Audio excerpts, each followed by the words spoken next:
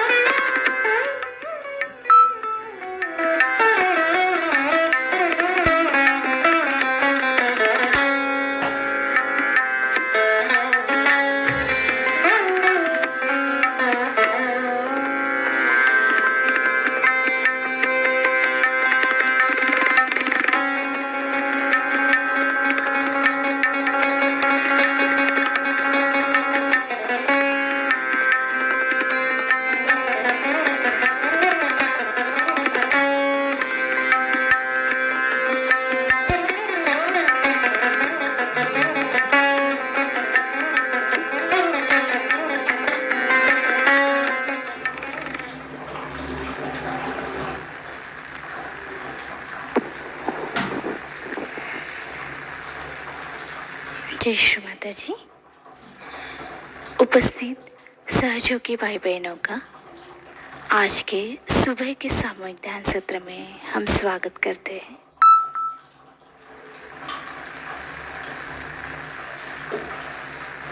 परम पूज्य श्री माता जी को प्रणाम करके सामूहिक बंधन लेंगे।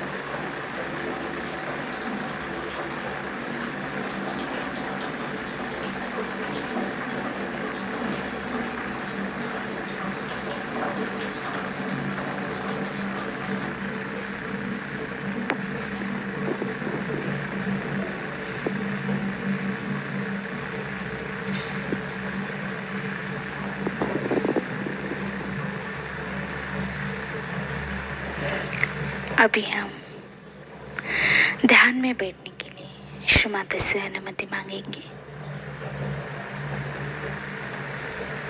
परम पूज्य श्री माता जी कृपा कर आज का इस सामूहिक ध्यान आप हमसे करवा लीजिए।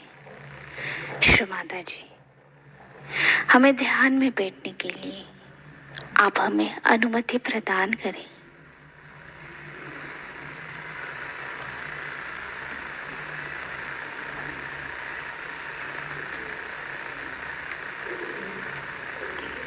तीन महामंत्र और श्री गणेश मंत्र।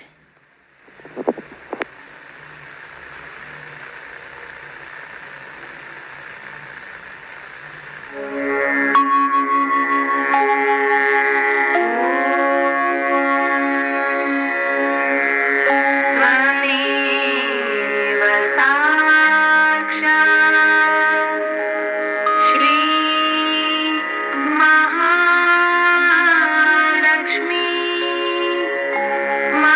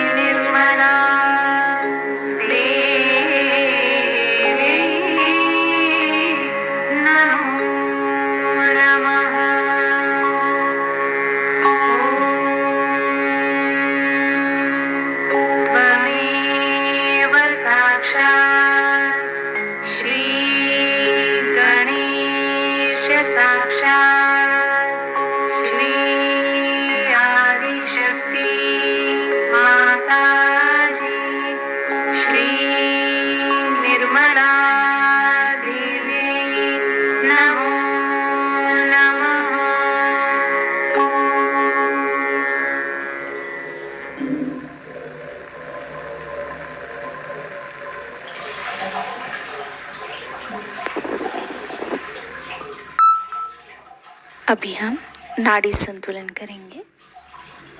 हमारा राइट हैंड भूमि मां पर रखकर श्री माता से प्रार्थना करेंगे। परम पूज्य श्री माता जी, कृपा कर हमारी ईड़ा नाड़ी को शुद्ध कर हमें शुद्ध इच्छा शक्ति प्रदान कीजिए।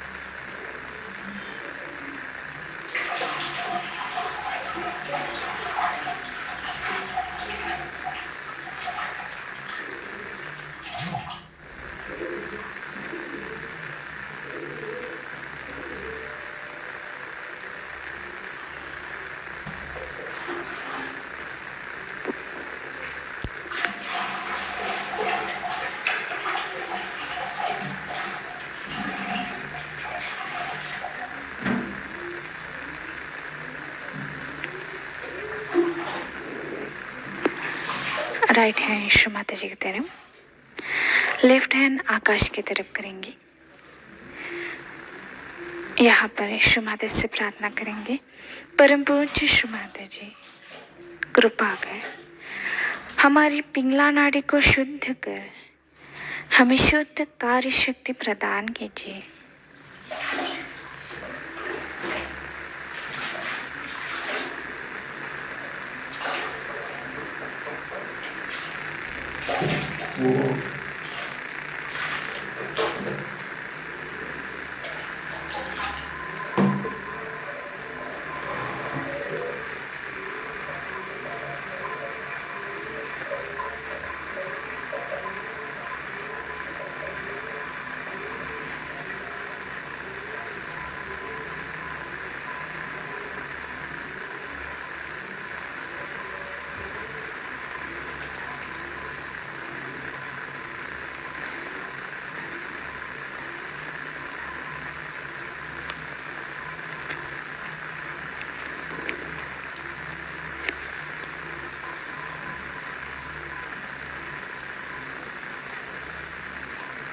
लेफ्ट हैंड श्री माता जी की तरफ, हमारा संपूर्ण चित्त मध्य नाड़ी पर लाएंगे और यहाँ पे श्री माता से प्रार्थना करेंगे।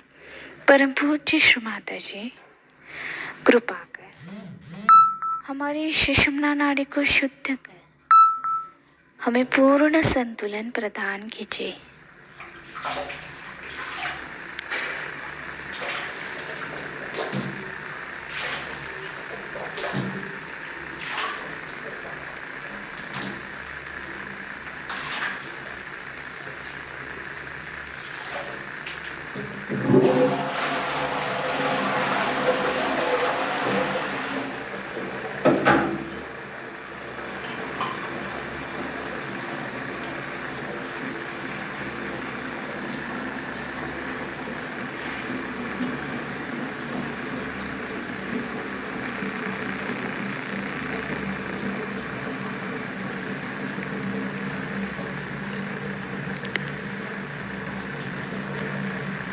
हमारा चित्त मूलाधार चक्र पर लाएंगे।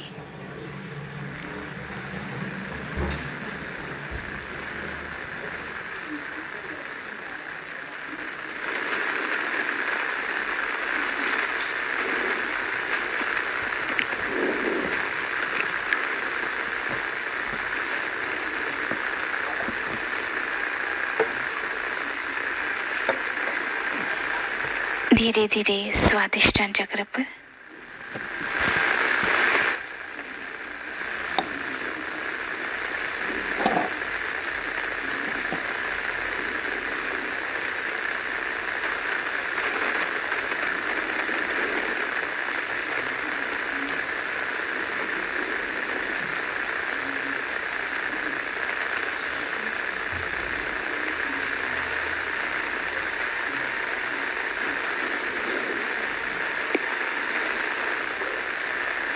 स्वादिष्टान चक्र से नाभि चक्र पर,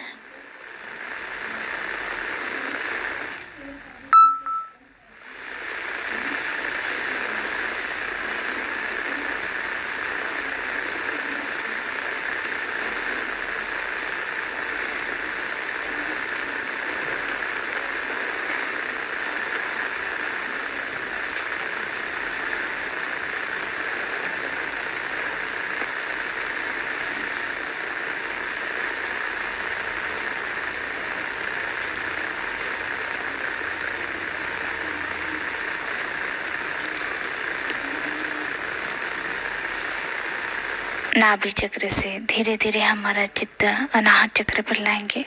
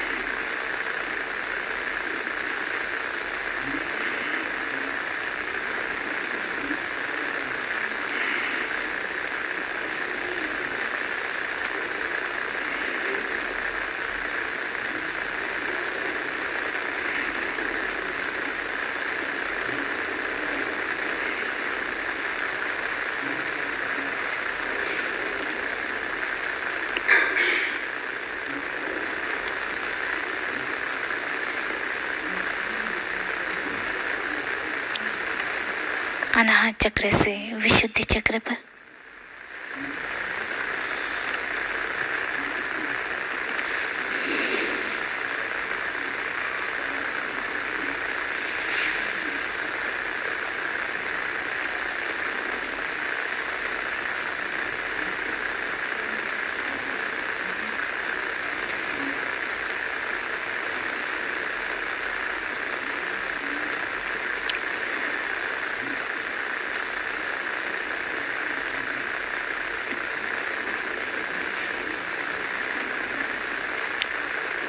विशुद्धि चक्र से आज्ञा चक्र पर,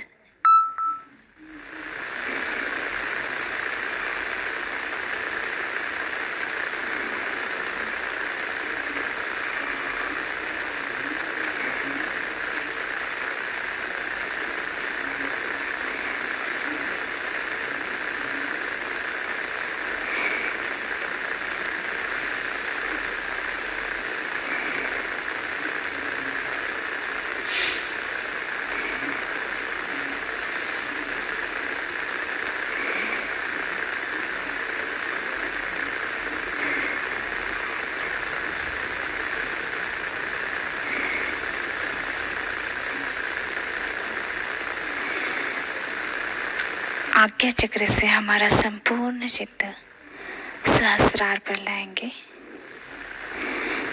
और हमारा राइट हैंड सहस्रार पर रखकर थोड़ा हल्का सा दबाकर और गोल घुमाकर श्री माता से प्रार्थना करेंगे। परम पूज्य श्री माता जी, कृपा कर हमारे आत्म साक्षात्कार को दृढ़ कर आज के ध्यान में हमें निर्विचारिता प्रदान करें।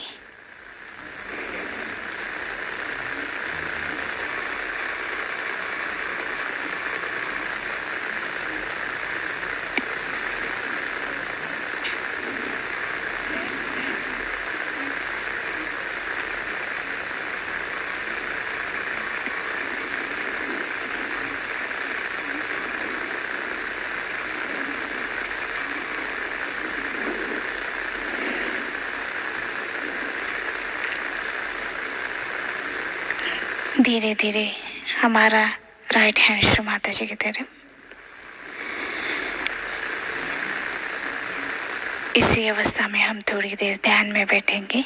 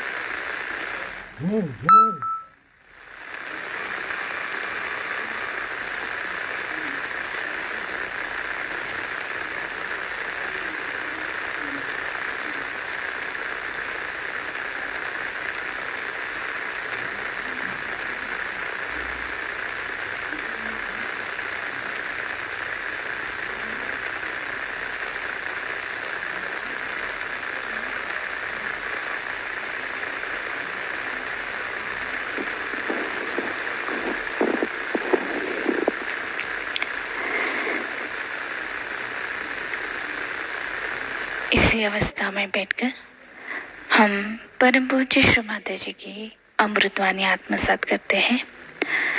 आज की अमृतवाणी है महाशिवरात्रि पूजा 9 फरवरी 1991 न्यू दिल्ली।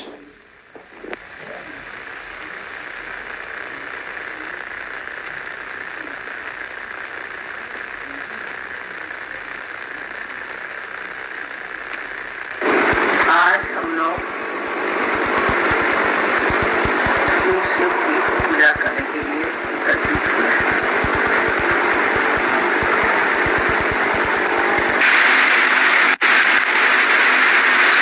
शिव जी के लिए कहा जाता है कि वो बहुत सरल है और एकदम भोले हैं, इसीलिए उनको जानना बहुत कठिन है।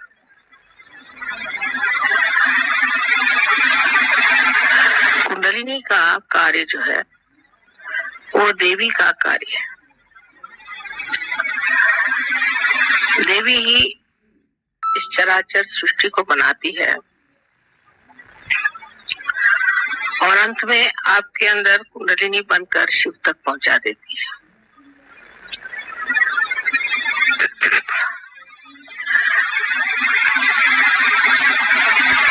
शिव का पूजन होते वक्त याद रखना चाहिए कि शिव के गुण धर्म हमारे अंदर विकसित हुए या नहीं। इसलिए सबसे पहले कुंडलिनी की ही गति को समझ लेना चाहिए। जब कुंडलिनी का जागरण होता है तो सर्वप्रथम वो आपके शरीर को स्वस्थ करती है, क्योंकि शरीर का भी स्वस्थ होना जरूरी है और इसलिए आपका चित्त पहले अपने शरीर पे जाता है। शुरुआत में सब यही बताते हैं कि मुझे ये तकलीफ, मेरी ये शारीरिक तकलीफ है, मुझे यहाँ दुखता है, मुझे ये बीमारी है। या कुछ लोग शरीर से हृष्ट पुष्ट होते हैं तो वो बताते हैं कि मुझे सांसारिक क्या तकलीफ है। क्योंकि जब हम लोग जागरूक अवस्था में होते हैं तो हमारा चित्त इन सब चीजों की तरफ आकर्षित रहता है और इससे हम लोग काफी तकलीफ में रहते हैं। जैसे जैसे आप सहयोग में आएंगे आप यही पाएंगे कि लोग पहले अपने शरीर की या अपने सांसारिक चीजों की या मानसिक स्थिति की ही चर्चा करते हैं। इसलिए पहले ये व्यवस्था की गई थी कि शरीर को पूरी तरह से त्याग दिया जाए, यानी उसके तरफ ध्यान न देना चाहिए और उसको कष्ट देना चाहिए। अगर आप पलंग पे सोते हैं तो आप नीचे उतर के फिर तख्त पे सोइए, फिर तख्त से आप फिर चटाई पे सोइए, फिर आप जमीन पे सोइए, फिर आप पत्थर पे सोइए, फिर आप दलदल में सोइए। ऐसे अनेक तरह से शरीर को पक्का बनाया जाता था, जिससे शरीर बाद में कोई तकलीफ न दे। शरीर का आराम किसी भी तरह से मान्य नहीं किया जाता। जैसे अगर एक रात जागरण हो गया तो तकलीफ हुई तो फिर 7 रात जागरण करो, फिर तकलीफ हुई तो 24 रात जागरण करो। उसी प्रकार खाने पीने का, अगर मनुष्य को खाने की बहुत लालसा है तो आप एक दिन उपवास करो, फिर आप 7 दिन उपवास करो, फिर आप 40 दिन उपवास करो। जो आपको चीज पसंद नहीं हो ऐसी चीज आप खाओ और बाकी सब चीज आप छोड़ो। यहाँ तक कि आप अन्न मत खाओ, सिर्फ फल मूल खाओ। फिर अगर आपको कपड़ों का बहुत शौक है तो आप सादे कपड़े पहनो, फिर आप हल्के कपड़े पहनो, फिर आप हिमालय पे जाओ और वहां पूरे कपड़े उतार के ठंड में आप फिट रहो। इसी प्रकार किसी को नखरा हो कि मुझे अच्छा घर चाहिए, मैं अच्छे घर के बगैर नहीं रह सकता, मेरे जैसे आजकल लोगों को बाथरूम अच्छा चाहिए, कपड़े, आजकल तो सब चीजें बहुत ज्यादा आ गई हैं, तो उतनी हम लोगों की इच्छाएं और प्रवृत्तियां बढ़ गई, उधर हमारा चित्त ज्यादा जाता। तो कहा जाता था कि अच्छा ठीक है, आप बड़े महल में रहते हैं तो अब आप आकर के पहले झोपड़ी में रहो। फिर झोपड़ी में भी बाड़ा लगाते थे, उसमें भी वो अपने को असुरक्षित समझते थे। तो कहा जाता था अच्छा अगर इसमें आप अपने को असुरक्षित समझते हैं तो ठीक है, आप जंगल में आके रहो।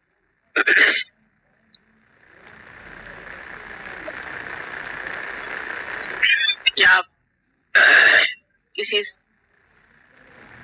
तीर्थ स्थान में जाओ, जैसे कि कोई निकला तो कांची का आदमी तीर्थ स्थान में जाएगा तो काशी जाएगा और काशी का जाएगा तीर्थ स्थान में तो कांची जाएगा। रास्ते में उसको शेर खा जाएंगे, शेर ने छोड़ा तो सांप काट लेगा, सांप ने छोड़ा तो मगर खा जाएगा, और जब तक वो वहां पहुंचते हैं 1000 में से एक आध आदमी वहां पहुंचेगा। इस तरह से लोगों को छाटते छाटते और फिर उनको फिर आत्म साक्षात्कार की बातचीत की जाती थी। सहयोग में उल्टा हिसाब किताब किया हुआ। सहयोग में न तो आपको घर छोड़ना है, न द्वार छोड़ना है, नहीं अपने खाना पीना छोड़ना है, नहीं वस्त्र का कोई प्रॉब्लम है, कुछ नहीं, सब आप जैसे हैं ऐसे ही रहे। और इसमें आपकी कुंडलिनी का जागरूक हो जाएगी। कुंडलिनी इसी स्थिति में जागरूक हो जाएगी। पहले तो एक हिरण का चर्म बिछा के उस पे बैठ के साधना करके फिर आपकी तपश्चर्या होगी, उसके बाद आप बहुत दिन तक भूखे मरिएगा, एकदम आपकी हड्डियां निकल आएंगी, तब भी फिर परीक्षा होगी, आपको उल्टा टांगा जाएगा, कुएं में डाला जाएगा, 2-3 बार देखा जाएगा किस हालत में आप हैं। उसके बाद अगर आप जिंदा रह गए तब फिर कहीं जा करके चर्चा होगी।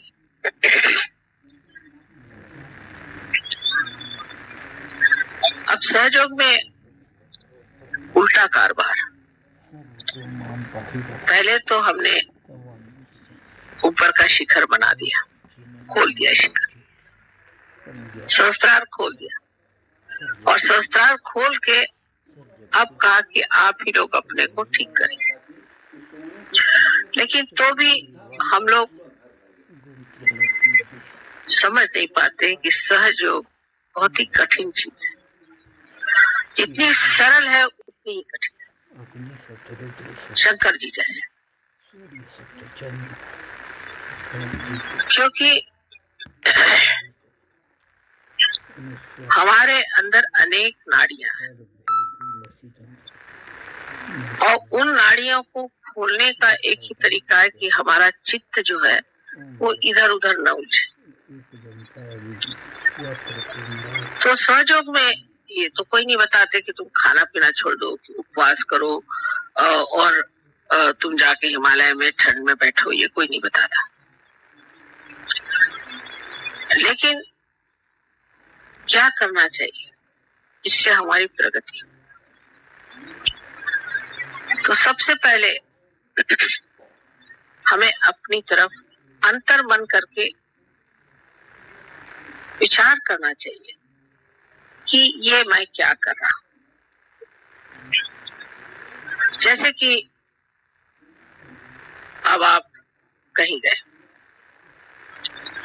और आपने देखा कि आपको सोने की जगह नहीं मिली, तो फौरन आप शिकायत करना शुरू कर देंगे, तो माँ देखिए हम वहां में सोने की जगह नहीं मिली। उस वक्त ये सोचना चाहिए कि मैं ऐसे क्यों कह रहा हूं, क्योंकि मैं अपने शरीर के बारे में चिंता कर रहा हूं कि मुझे सोने की जगह नहीं मिली, मुझे ठीक से जगह नहीं मिली, और मैं अपना चित्त इसी में डाले जा रहा हूं।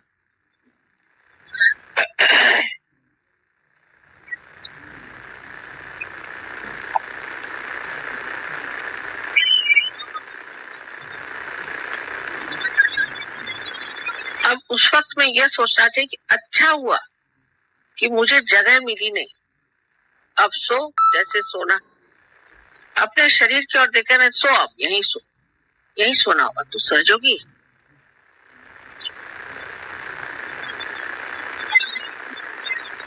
तुझे सोने के लिए अच्छी जगह क्यों चाहिए? दुनिया में कितने लोग हैं रास्ते पर सो जाते। तू कौन बड़ा भारी हो गया कि तुझे सोने के लिए अच्छी जगह चाहिए? और लोग तो खड़े खड़े भी सो जाते। तू खड़े खड़े क्यों नहीं सोता? और फिर सोना भी क्या जरूरी है? अपने को समझता क्या है तू? ऐसे अपने शरीर से प्रश्न पूछना चाहिए। एकदम आफत आ जाए अगर कोई एक बार खाना न खाए तो। मैंने देखा है, आफत आ जाती लोगों पर अगर एक बार खाना न मिले।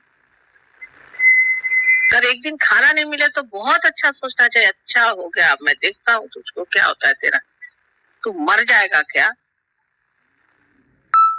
ऐसे शरीर को धिक्कारना चाहिए, खुद ही अपनी तरफ से शरीर को धिक्कारना चाहिए।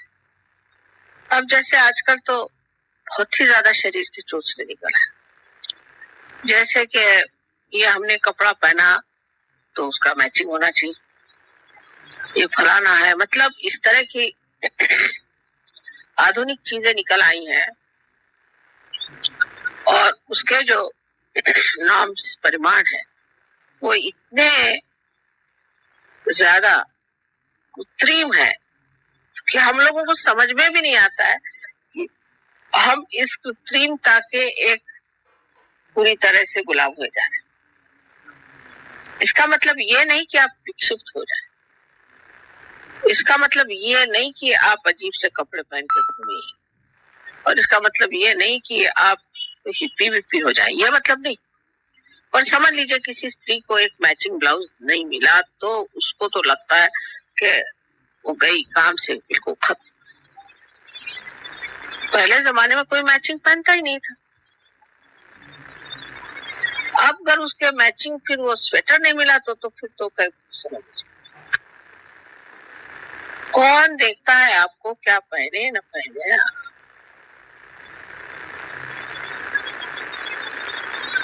और ऐसे कौन आप देखने से कौन आप कोई ऐसी विभूति है कि आपको देखने से किसी का आज्ञा चक्र खुल जाएगा, कि किसी का कोई यंत्र खुल जाएगा, कि कोई ऐसी बात हो जाएगी? कुछ भी नहीं। उल्टे आपको देखने से तो कोई पकड़ जाएगा आदमी। कभी कभी तो मैं आंख झुका के चलती हूँ, लोग कहते हैं कि माँ तुम आंख क्यों झुकाते हो? और कहा भैया ठीक है चल ले, लेकिन हिम्मत भी करनी पड़ती कि भाई ये आंख है, इसको तो काम करना ही है और इसके काम बहुत है। लेकिन कलयुग में इतना आघात का तो कहीं नहीं हुआ। इसी प्रकार कोई एक भी चीज शुरू हो जाए, अब जैसे विलायत में है कि आपके बाल बिल्कुल उलझे होने चाहिए, तो अब सब ऐसे बाल उलझे घूम रहे। अब भाई तुम सहयोगी हो, तुम विशेष लोग हो, तुम ऐसे क्यों कर रहे हो?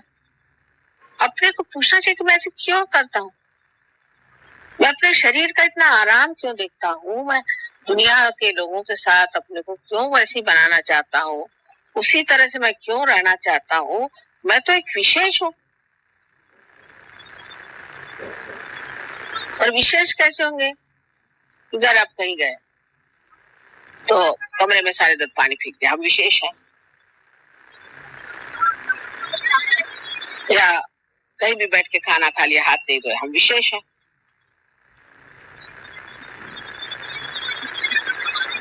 विशेष का मतलब ये कि आप में जो ये चित्त की चल विचल है उसे रोकना है। चित्त को लीन करना है चैतन्य में। फिर से सुनिए, चित्त को चैतन्य में लीन करना है। और चित्त अगर इधर उधर उलझा रहे तो वो चैतन्य में कैसे लीन होगा? तो पहले तो इस शरीर को, इस मन की इच्छा है, मन की भी 50 इच्छा है।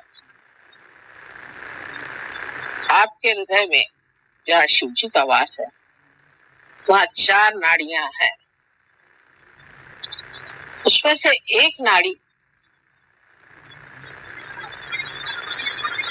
मूलाधार तक जाती है और उससे आगे न। सो लोग यही कहते हैं इसमें क्या खराबी।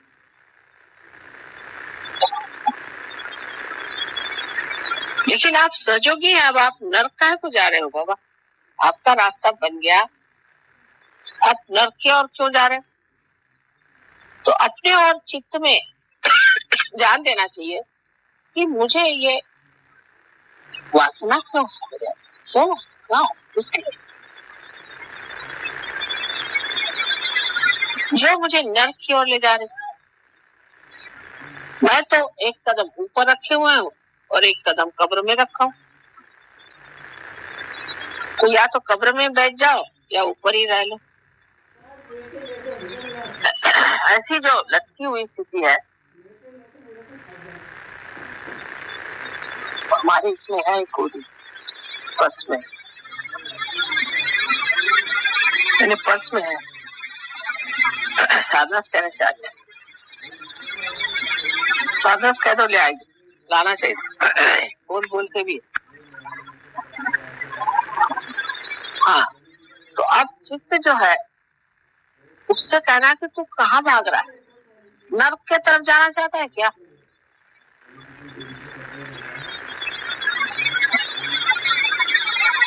उसकी दूसरी नाड़ी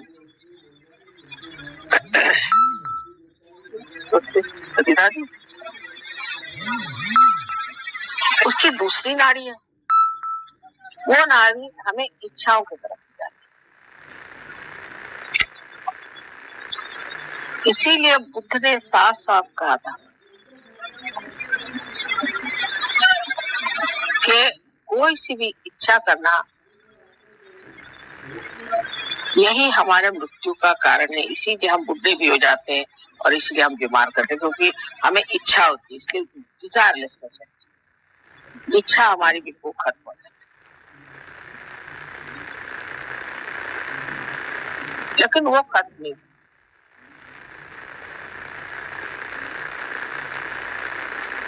एक शुद्ध इच्छा मात्र रहनी चाहिए। वो कैसे हो?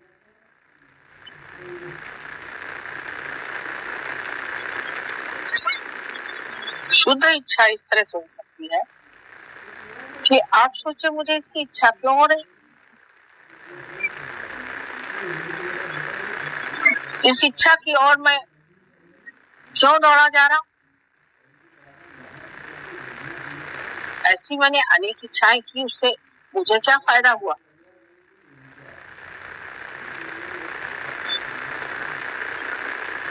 तो जो कुछ भी मिला है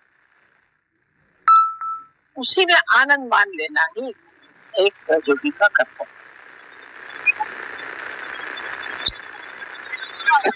कब ये हुआ, किसी को इच्छा हुई कि मैं माँ के बिल्कुल सामने जाता, या किसी को इच्छा होती कि हम पहले वहां जाते खड़े। ऐसी इच्छा क्यों हो? क्योंकि अज्ञान में ये नहीं जाना माँ हर जगह हम जाने की जरूरत है। तो शुद्ध इच्छा की जब आप इच्छा रखें तो जब कुंडलिनी चढ़ती है तो ये जो इच्छा की गाड़ी नीचे की तरफ मुड़ी हुई है वो ऊर्ध्वगति उसको हो जाती है, उसमें शुद्ध इच्छा बन जाती है। इच्छा मनुष्य करता है इस विचार से कि इससे मुझे सुख मिलेगा, आनंद मिलता मिलता कुछ नहीं। तो इस इच्छा को जो है आपको आनंद में लीन कर देना, क्योंकि शिव का तत्व जो है आनंद, उनका स्वभाव आनंद है। इसलिए हर एक चीज में आनंद खोजना चाहिए, तब किसी चीज की त्रुटि ही नहीं लगेगी। दोष देखना या हर एक चीज में ये ऐसा होता तो अच्छा होता, बहुत लोगों को आदत है। अब रास्ते से जा रहे तो कहेंगे कि यहाँ पर इन्होंने फुलकोरी लगा दी, फिर कहेंगे कि यहाँ पर से मार्ग दिखाने का ठीक से उन्होंने ये क्यों नहीं लगाया, ये रास्ता ऐसे मोड़ के क्यों नहीं गया। अरे बाबा, आपको म्यूनसिपालिटी में है, आपको क्या करने का, जो है सो आप काय को बड़बड़ कर। लेकिन दूसरे के बारे में हमेशा कहेंगे इसमें ऐसे करने से ठीक होगा, उसमें ऐसे करने से ठीक होगा। वो जो आप सोच भी रहे हैं वो कार्यान्वित भी नहीं हो सकता, वो तो कार्यान्वित भी नहीं हो सकता। अरे आवाज आ रही है, सबको आवाज आ रही, जोर से आवाज आ रही, हाँ नहीं आ रही आवाज। तो वो चीज कार्यान्वित भी नहीं हो सकती। आपका कोई मतलब ही नहीं है उससे। अब जैसे बहुत से लोगों में होता है, सिनेमा में गए तो उसमें कोई सीन दिखा रहे कि एक आदमी जा रहा है और अब वो किसी पहाड़ी से गिरने वाला है, तो लोग कह रहे अरे कहाँ जा रहे तुम, गिर जाओगे। वो तो सिनेमा में जा रहा है, वो कोई तुम्हारी बात सुन रहा है क्या। उसी तरह से हर एक चीज का ठेका लेके बैठ, और इस तरह से अपनी बुद्धि में भी पूरी तरह एक विचारों की श्रृंखला बना। लेकिन जो कुछ आप देखते हैं वो देखना मात्र तो निरीक्षण हो जाता है, एक कटाक्ष में भी निरीक्षण हो जाता और चित्र सा आपके अंदर बन जाता।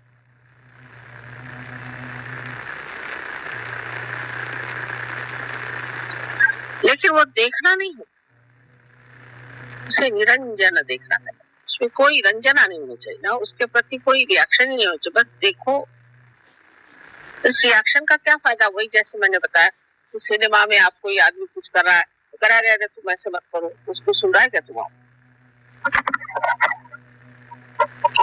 जरा ठीक ही कर दीजिए। बार बार की बात देखते हैं हम।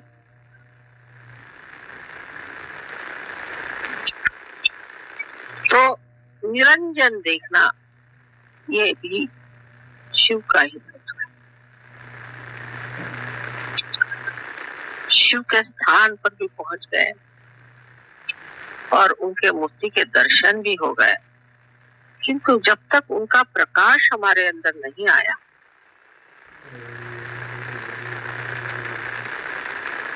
तो सब व्यर्थ ही। अब तीसरी नाड़ी है, उसमें प्रेम होगा। प्रेम मारे मेरा बेटा, मेरी बहन, मेरा भाई, मेरा बाप, मेरा पति, ये सब दुनिया भर की रिश्तेदार, इसमें भी बहुत लोग रहते हैं। जो भी आने के बाद भी मैं सालों तक देखती हूँ, वो चुपता ही नहीं उनका, वही बातें। जब देखो मैं तो बात हूँ, अरे बाप रे आए किस। मेरे भाई का ऐसा हुआ तो मेरे बहन का ऐसा हुआ तो मेरा फलाना ऐसा तो ठिकाना ऐसा, मेरे लड़के ने ऐसे किया तो लड़की ने ऐसे किया। अब ये कहना कि ये रिश्तेदारी वृथा है तो ये तो बात ठीक नहीं।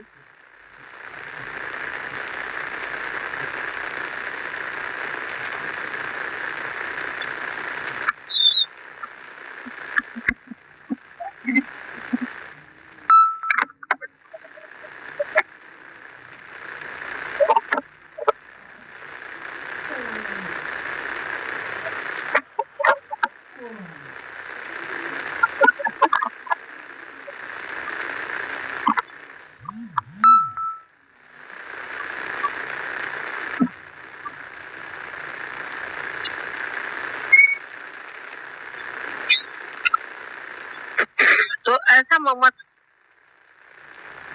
कि अपने बच्चों के लिए आप किसी को मर्डर भी कर दें, हत्या भी कर दें, कुछ भी कर सकते हैं इस ममत्व के लिए। कोई पत्नी के लिए, कोई प्रेयसी के लिए, तो कोई पति के लिए, तो इस कदर उसमें आदमी अपने जीवन को व्यक्त करता है। I would say there's no balance. You can push it that side. इसको जरा पीछे खींचो तो होगा। नहीं, ये जो है ना डंडा, इसको पीछे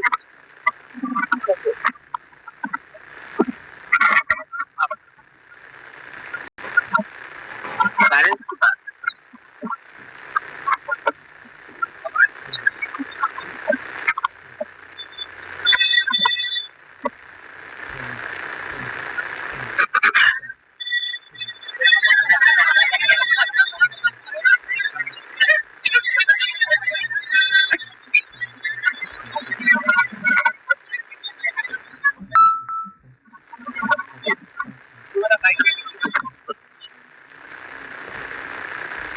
अब ठीक है।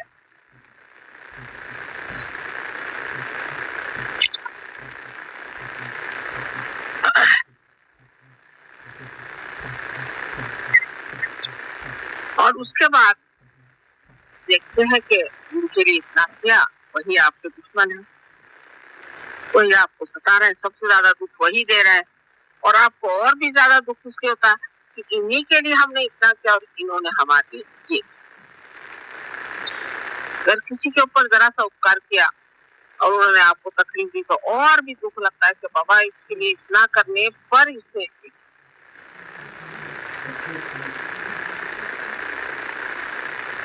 तो पहले जमाने में तो कहते थे कि सबको त्याग दो, घर त्यागो, बच्चों को त्यागो, टीवी को त्यागो, सब छोड़ छाड़ करके जंगल में जाके एकांतवास करो। सहयोग में ऐसा नहीं। सहयोग में ये है किसी को नहीं त्यागना, सबको अपनाना है।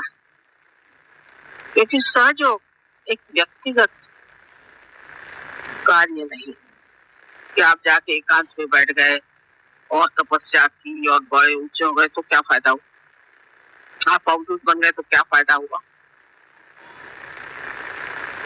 हाँ ठीक, एक ऐसा आदमी हो तो अच्छे भाषण दे सकता है, हो सकता है कि थोड़ी बहुत चैतन्य की भी वर्षा कर सकता है, पर उसे सारा संसार तो ठीक नहीं हो सकता। हमें तो सारे संसार को ठीक करना। तब ये सोचना कि मैं क्यों अपनापन सिर्फ थोड़े ही सीमित लोगों में रहता। और उसके भी वजह एक साथ थे, वो कहले वो मुझे बहुत अच्छे लगते। मैंने कहा क्यों? कहले उनके बाल बहुत अच्छे थे। मैंने कहा क्या बाल अच्छे लगते थे? वो अच्छे। फिर कोई कहेंगे कि साहब वो उनका हमारे साथ बर्ताव, कोई अगर मीठी मीठी बातें करते तो वो अच्छे लगते हैं, कोई अगर ऐसे कपड़े पहनते तो वो अच्छे लगते हैं। फिर